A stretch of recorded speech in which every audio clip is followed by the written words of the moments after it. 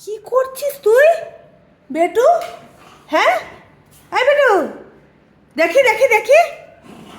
ই বাবা, আবার ঘ ঘ করছে দেখুন। ও না ওইখান থেকে ওর হাঁড়ি থেকে ও মাংস নিচ্ছে। উরে বাবা, আবার তো ভয় লাগছে। কেমন ঘ ঘ। বেটু, ছনা বেটু, আছো আছো আছো আছো। কি করছো তুমি? ও মাংস চুরি করেছে। মাংস চুরি করে আবার রাগ দেখাচ্ছে। কি জ্বালাতন, কি জ্বালাতন। ওই হাঁড়িটার মধ্যে আমি ঝুড়ি চাপা দিয়ে রাখি যাতে নষ্ট না হয়। তো আমি ঝুড়িটা চাপা দিতে ভুলে গেছি আজকে, তার মধ্যে এই কাণ্ড করে ফেললো। আমি যে ঠিক আছে, একটু পরে নাই আমি আবার ঝুড়ি টুড়ি চাপা দিতাম, কি আছে বলুন। ওরে বাবা, দেখুন অবস্থা, দেখুন কেমন করছে রাগে। দেখুন, ওই দেখুন মাংসের হাড়, ওই দেখুন মাংসটা খাওয়া হয়ে গেছে, এখন হাড়টা খাবে। আয় বেটা, কি অবস্থা দেখেছেন কেমন করছে রাগে।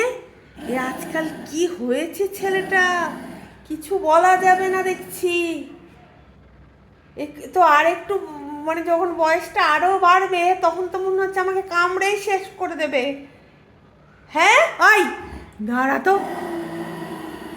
বাবা রে, আপনারা ঠিক মতো শুনতে পাচ্ছেন ও কেমন চেঁচামেচি করছে, মানে কেমন ঘ ঘ করছে। বাবা, যাই বাবা, আমি চলে যাই। ও আমার ভয় লাগছে সত্যি কথা।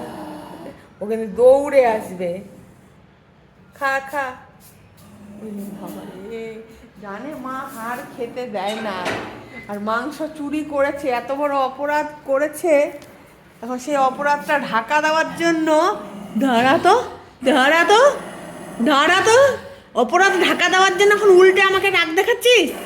হ্যাঁ, হ্যাঁ, রাগ দেখাচ্ছিস? ওয়াই ওয়াই ওই, দেখছেন কি অবস্থা। এ খা, তোর মাংস তুই খা।